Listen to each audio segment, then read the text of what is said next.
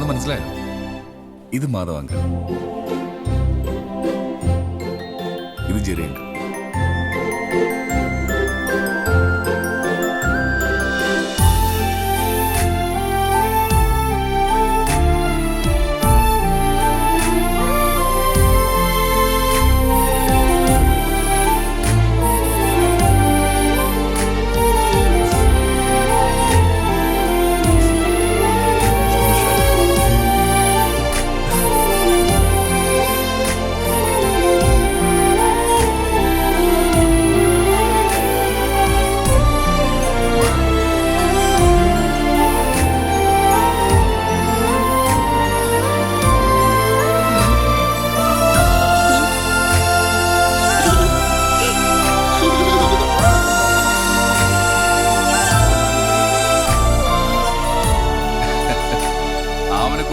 മാസത്തെ ട്രീറ്റ്മെന്റ് കഴിഞ്ഞ് മിടുക്കിയായിട്ട് വീട്ടിലേക്ക് പോവാ. പോകുന്നതിന് മുമ്പ് ഒരേ ഒരു ഡിമാൻഡേ പറഞ്ഞുള്ളൂ, നിങ്ങൾ രണ്ടുപേരും കാണണം. അല്ലേ മോളെ?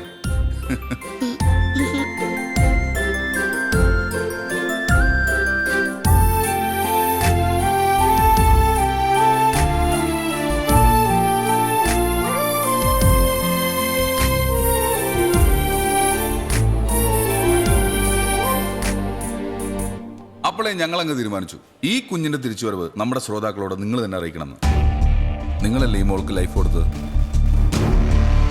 നാളത്തെ ഹലോ നമസ്തേ ഇന്ന് ഈ ഹോസ്പിറ്റലിൽ നിന്ന് നമ്മൾ റെക്കോർഡ് ചെയ്യുന്നു. Welcome to Hello FM. ഇത് ഹലോ നമസ്തേ ടൈം. ഇന്നത്തെ പ്രസന്റേഴ്സ് ജെയും ഒബു അല്ല, രണ്ട് സെൻസേഷണൽ ആർജേസ് ആണ്. അത് ശരിയാണ്, ജയ്യും അബും അല്ലാതെ വേറെ ആരായിരിക്കും എന്നായിരിക്കും നിങ്ങൾ ആലോചിച്ചുകൊണ്ടിരിക്കുന്നല്ലേ? അബു പറഞ്ഞ സത്യമാണ്. ഞങ്ങൾ ആ സസ്പെൻസ് പൊളിക്കാൻ പോവുകയാണ്. ഹലോ എഫ്എമ്മിന്റെ സ്റ്റാർ ആർജേസ് ആയിരുന്ന ജെറി ആൻഡ് മാധവ്. യെസ്.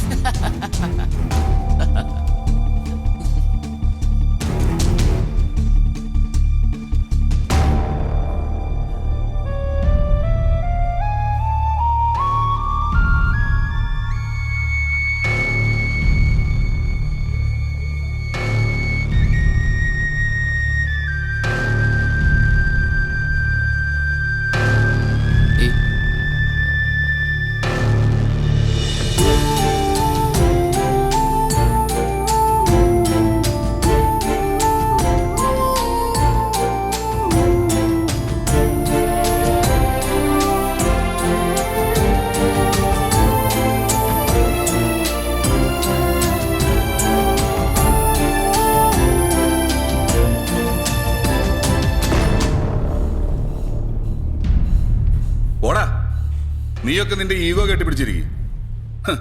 ഈ കുഞ്ഞു പറഞ്ഞാൽ നിന്നൊക്കെ വിളിച്ചു വരുത്തേ. വിവരമില്ലെന്ന് ആദ്യമേ അറിയായിരുന്നു, ഇപ്പൊ മനസ്സിലായി.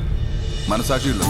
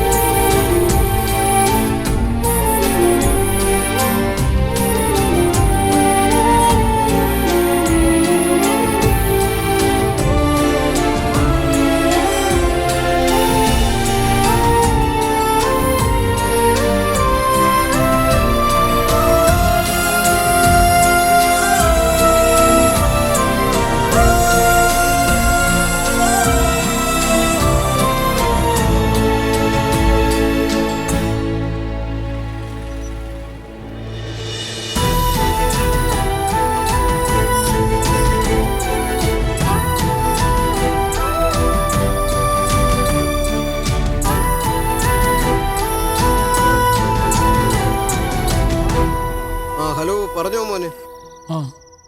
പക്ഷേ നിങ്ങൾ പറഞ്ഞ എമൗണ്ടിന് തന്നെ തരാം.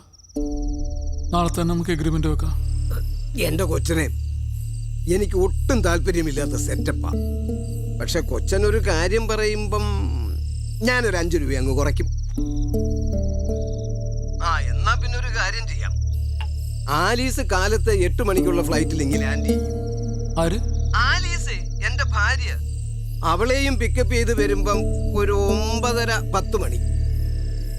അന്നേരം തന്നെ അഡ്വാൻസ് തന്ന് കരാർ എഴുതാം. അപ്പൊ ശരി, എല്ലാം പറഞ്ഞ പോലെ തന്നെ. എനിക്കെന്തോ ഇവിടെ വിട്ടു പോവാൻ. ജീവിതത്തിലെ ഏറ്റവും ഇമ്പോർട്ടൻ്റ് മനസ്സമാധാനം. നമുക്കിവിടെ ദൂരെ എവിടെയെങ്കിലും പോവാം, സെറ്റിലാവാം.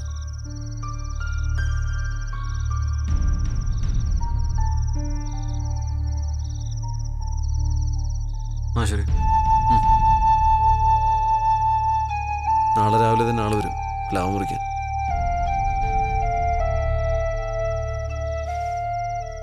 എല്ലാം അങ്ങ് തീരട്ടെ അല്ലേ?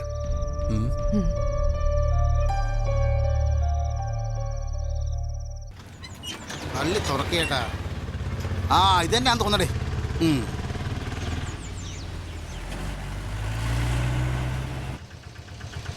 ഇവിടെ ആ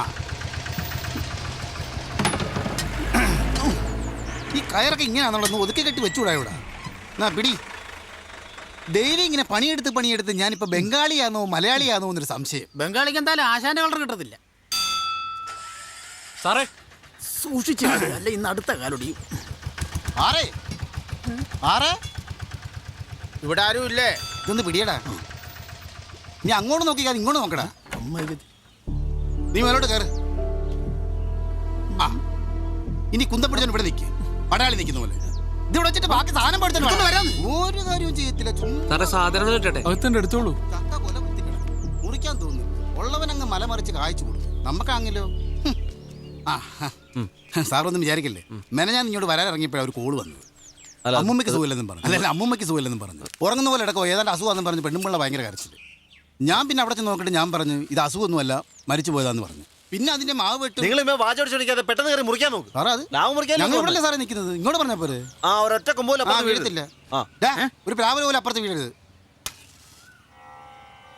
ദൈവമേ, ഒരു ചെറിയ പ്രാർത്ഥന. ആചാരം വന്നേ, ഒരു വീടിനെയാണ് ഞാൻ നശിപ്പിക്കുന്നത്. ഈ അണ്ണാനെ കിളികള് ഓന്തിന്റെ ഒക്കെ ശാപം കിട്ടിക്കഴിഞ്ഞാല് ഭയങ്കര ശാപമോ.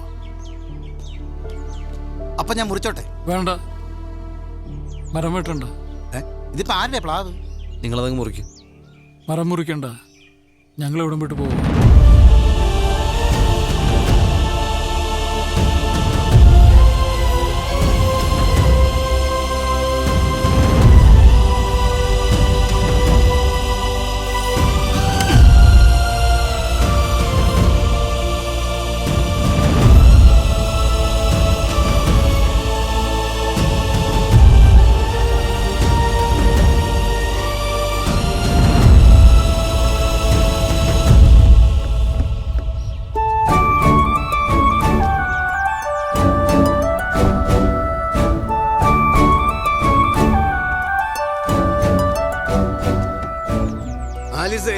ഇതാണ് ഓണർ.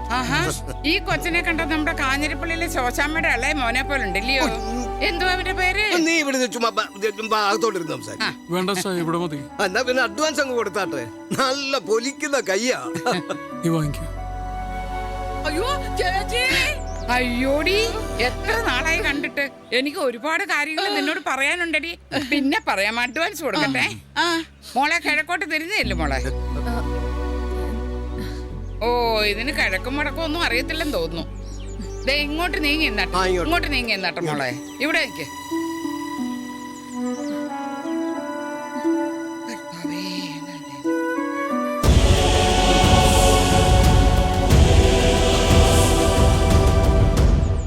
ഈശോ, ഈ കൊച്ചാണ്ട കരയുന്നു.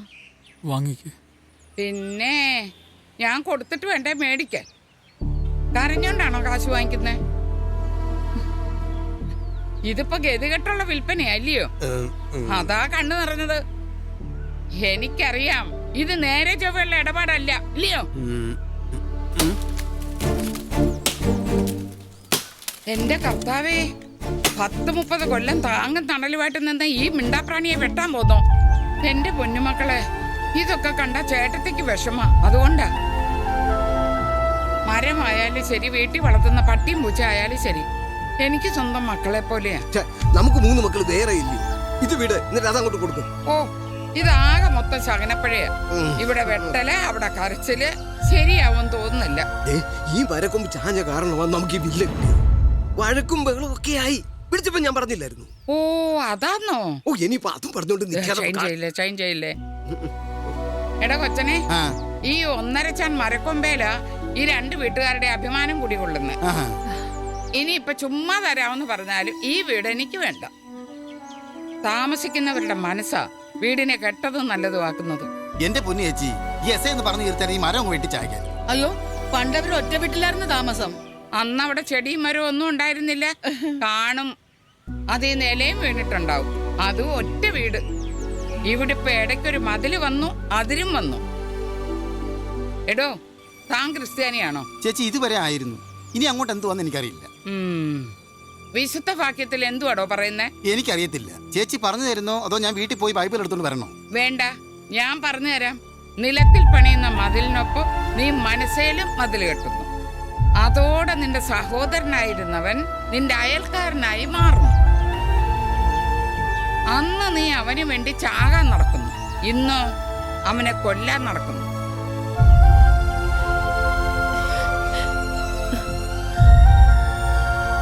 എന്തായാലും ഈ വീട് ഞാൻ വാങ്ങിക്കുന്നില്ല. അത് പിന്നെ ചേച്ചി ഉം? ഇപ്പൊ പറഞ്ഞ വിശുദ്ധവാക്യം എത്രന്നാ പറഞ്ഞ? അത് ഞാൻ പറഞ്ഞില്ലല്ലോ. എന്റെ മനസ്സിൽ തോന്നിയത് ഞാൻ പറഞ്ഞു. വിശുദ്ധവാക്യം എന്നൊക്കെ പറഞ്ഞാലേ നീയൊക്കെ ഒന്ന് ശ്രദ്ധിക്കത്തുള്ളൂ. എടി അതെ, നമുക്ക് പിന്നെ കാണാം. പിന്നെ കാണുന്നു. ആലീസേ, മിണ്ടാതെ ഇങ്ങോട്ട് വരാൻ. ഞാൻ വീട് വാങ്ങിക്കാൻ നടക്കുന്നു.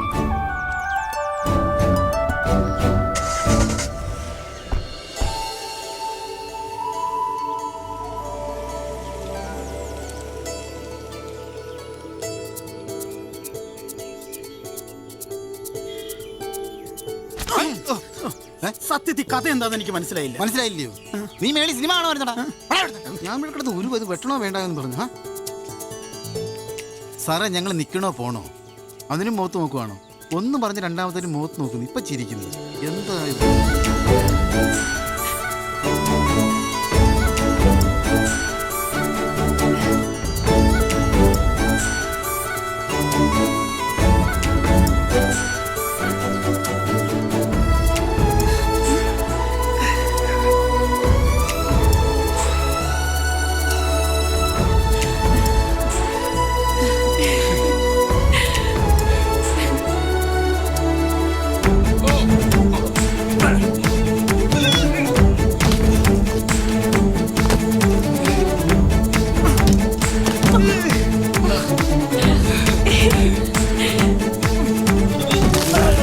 ഇനിയിപ്പം മരപ്പുറത്ത് നടക്കും തോന്നില്ല, മതിലുകൊളുപ്പ് നടക്കും. ഇവിടെ കുറെ ഉണ്ടല്ലോ.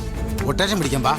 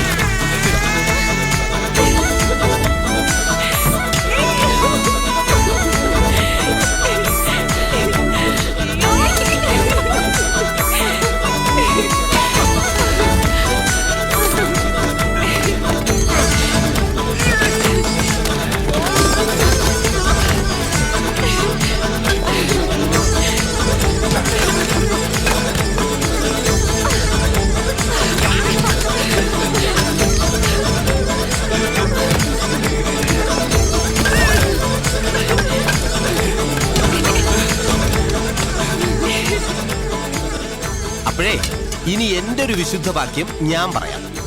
അസഹിഷ്ണുതയുടെ ഈ കാലത്ത് മനുഷ്യർക്കിടയിൽ, അത് വീടുകളായാലും ശരി രാജ്യങ്ങളായാലും ശരി, മതിലുകളല്ല പാലങ്ങളാണ് പണിയേണ്ടത്. അല്പം സാഹിത്യം ചേർത്ത് പറഞ്ഞാൽ മനസ്സുകൾ തമ്മിലുള്ള പാലങ്ങൾ. അല്ല, ഞാനിതൊക്കെ പറഞ്ഞെന്നേ ഉള്ളൂ. എടുക്ക്, ഇന്നത്തെ സ്പെഷ്യലാ. നിന്റെയൊക്കെ ഈഗോ മാറുന്നതിന്റെ അടുത്ത ദിവസം എന്റെ വീട്ടിൽ വെച്ചൊരു പാർട്ടി ഞാൻ പണ്ടേ തീരുമാനിച്ച. ഈഗോ? ആർക്ക് ഈഗോ? ഈ സാർ എന്തൊക്കെയാ പറയുന്നത് അബു? സാറല്ല, ചേട്ടൻ. ഹായ്, ഇത് കൊള്ളാലോ. എന്താ ഐറ്റം? ഇതാണ് ഇന്നത്തെ സ്പെഷ്യൽ, ചക്കമലാടു. ചേട്ടൻ ഉണ്ടാക്കിയാണോ? ഇതാ, ഇത് ചക്കപ്പായസം. മൊത്തം ചക്കയാണ്. നിന്റെയൊക്കെ ചക്കയുടെ കൊതി ഇന്നത്തോടെ തീരണം. ഓ പറയാൻ പാടില്ല, എന്നാലും പറയാം. കൃത്യം അവിടെ തന്നെ കൊണ്ട് പ്ലാവ് നട്ടവൻ. അവനെന്നല്ല, അവന്റെ പരമ്പര പോലും ഗുണം പിടിക്കില്ല.